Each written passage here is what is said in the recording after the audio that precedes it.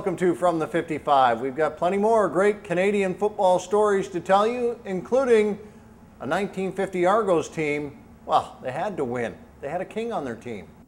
In the 1950 Grey Cup, the Toronto Argonauts defeated the Winnipeg Blue Bombers 13-0, but it was a game that was not famous for what happened on the field as much as what happened with the field itself. The 1950 Grey Cup, the Mud Bowl on teams of all time.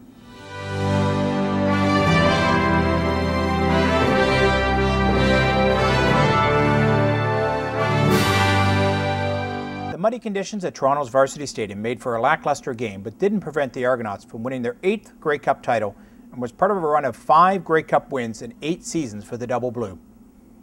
A snowfall the night before on an unprotected Varsity Stadium turned the field into a quagmire. One of the famous stories from the game is referee Heck Crichton saving Blue Bomber linesman Buddy Tinsley from drowning after Tinsley was knocked cold and was lying face down in a puddle. True or not, the story only adds to the legend of the Mud Bowl. The Argonauts kicked for what turned out to be the winning point in the first quarter. Winnipeg's Tom Casey misjudged Joe Kroll's punt from the Blue Bomber 49-yard line as the ball went over his head and into the end zone for a rouge. Kroll avoided a potential turnover later in the half when he dropped the ball on an attempted kick in Bombers territory. He would pick it up and race around the end for 10 yards, putting the ball on the Winnipeg 15. After failing to make another first down, Nick Volpe kicked a 21-yard field goal to put the Argos up 4-0. Before the end of the first half, the Argonauts would increase their margin to 7-0. Winnipeg Blue Bomber quarterback Indian Jack Jacobs fumbled at his own 19-yard line. After 2 runs by the Argonauts, Volpe kicked another field goal, putting Toronto up 7-0 at the intermission. The Argonauts completed the scoring in the third quarter. Toronto's Jake Dunlap blocked Jacobs' kick, which the boatman recovered at the Winnipeg 20-yard line. Billy Bass and Al Dieckdebrun would carry to the 4-yard line and Teddy Toogood to the 1. On third down, Dieckdebrun slid across the goal line for the only touchdown of the game. Volpe would miss on the convert, but Kroll later kicked a single for the final point of the game. Dieckdebrun, playing with filed-down thumbtacks on his passing hand to improve his grip on the muddy field, directed Toronto's ground offense all game, which steamrolled the Winnipeg defense for 232 yards. 1950 was the first Grey Cup win for legendary Hall of Fame coach Frank Clare, who had replaced Teddy Morris, who had been fired before the season began. It was the first of 7 Grey Cup wins for Clare. The 1950 Grey Cup game was also the last time a team has been shut out in the Grey Cup final. As for the Canadian Rugby Union, they were criticized for the field conditions. Some felt a tarp would have helped protect Varsity Stadium's field. Others felt perhaps the game could have been played a week earlier to avoid the adverse field conditions. A record crowd of over 27,000 crammed into Varsity Stadium for the 1950 Grey Cup game, and over $65,000 were the gate receipts, a record at the time for the Grey Cup Championship. Wisely, $12,000 was set aside to purchase a tarp for Varsity Stadium. I'm Norm Miller, and this is Teams of All Time. Thanks, Norm. Always a great job picking up all the great photographs and telling the story of the greatest teams of all time.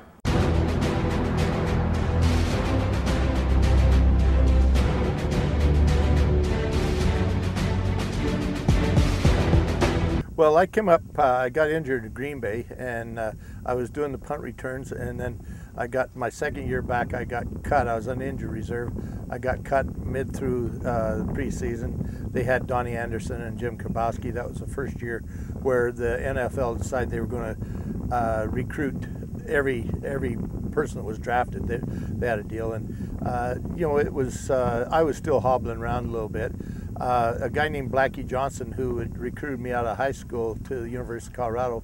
Blackie was at BC at that time, and Blackie called me and asked me if I would be interested in coming up and trying in BC. And I was up there 2 days. I'd been on the practice field 1 day, and started as a defensive second in the secondary, which I was always an offensive guy.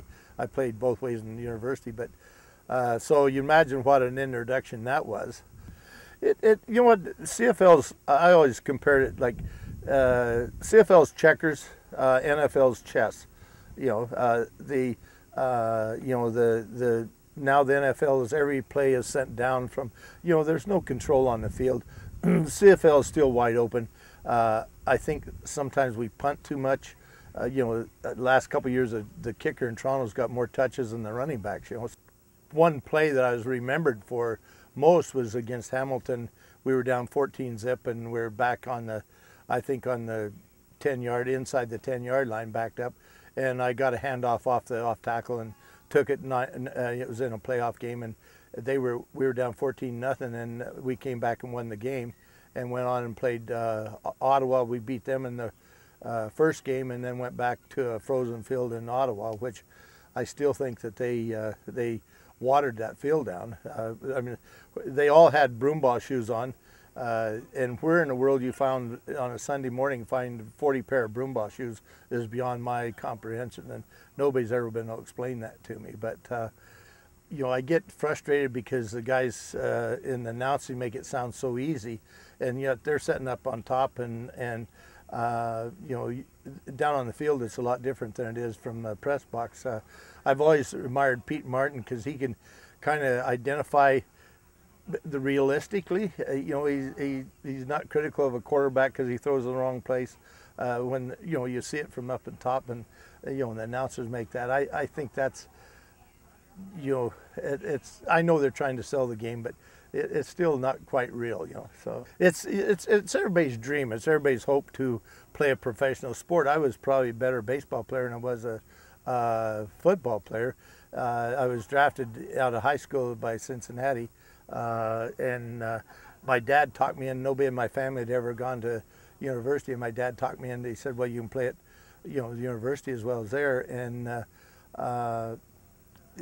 so nobody in my family had ever been to university, and so it was an opportunity that I would have never had if it hadn't been for sports. And I come from a little town, 500 people. We had 240 kids in our high school.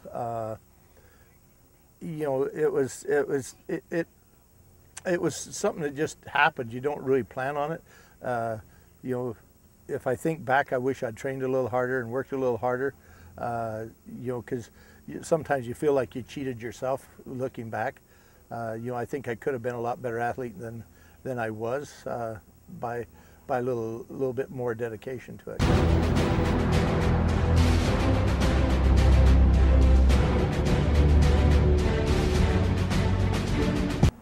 With the CFL season in full swing and other seasons just getting going, it's time to look at some of the Canadian players that have been coached, schooled, and taught how to play the game in Canada and have learned their trade and gone on to play in the NCAA, the CIS, the CFL, and the NFL.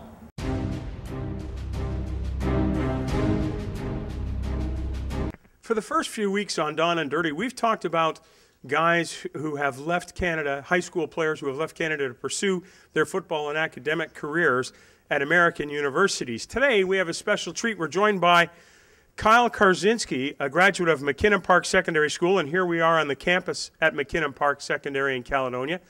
Kyle played his high school football here and is now pursuing his dreams at Ohio Wesleyan University. Kyle, thanks for joining us. Thank you.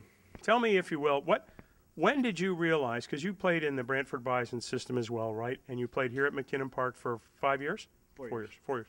When did you realize that you had either the passion or the skill set that you would need to pursue football in the NC2A? It was actually before high school, I believed.